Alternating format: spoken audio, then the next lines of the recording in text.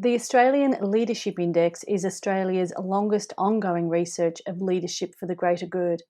Today, we have the pleasure of hearing from founder Steve Graham and why the Graham Foundation funded this leadership research and how the ALI came to be. We welcome Steve Graham.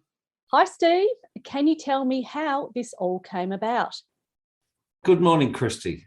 I was sincerely humbled and privileged to help launch the Australian Leadership Index in July 2019.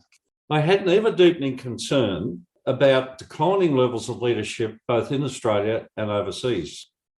My thoughts and ideas were nothing more than my opinion.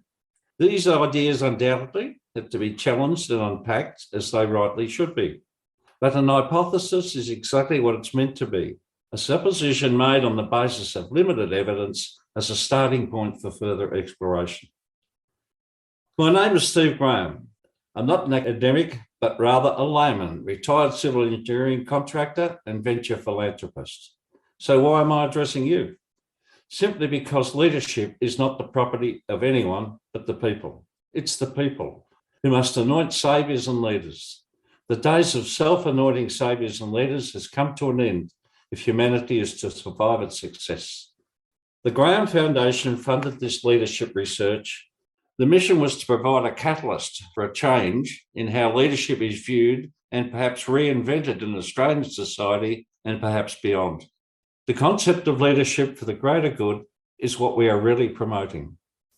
The index is designed to draw people into discussion about what leadership is or what it isn't.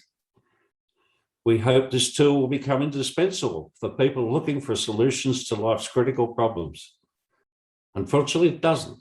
Instead, it opens up Pandora's box. The more you dig into it, the more questions you raise, the more conversations you need to have.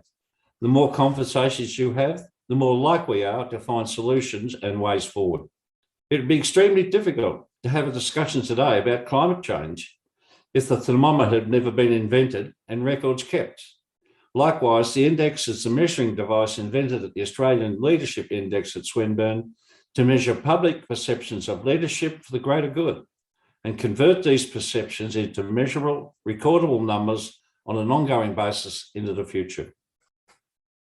Being born in 1945 in post-war Australia, I have probably lived through one of the most benign human periods in history. No major wars, jobs galore, prosperity for the taking, and so on.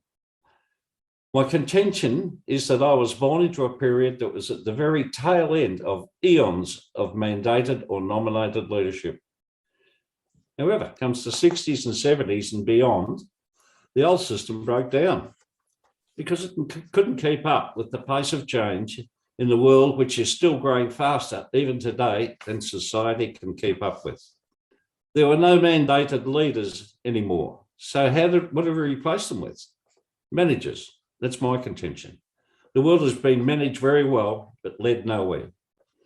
I'm now going to discuss how the index came to be. It was in 2011. 3 years after the GFC and 2 years after the Melbourne bushfires saw 173 people killed, where was the leadership? Who put up their hand and called it out? Absolutely nobody that I'm aware of.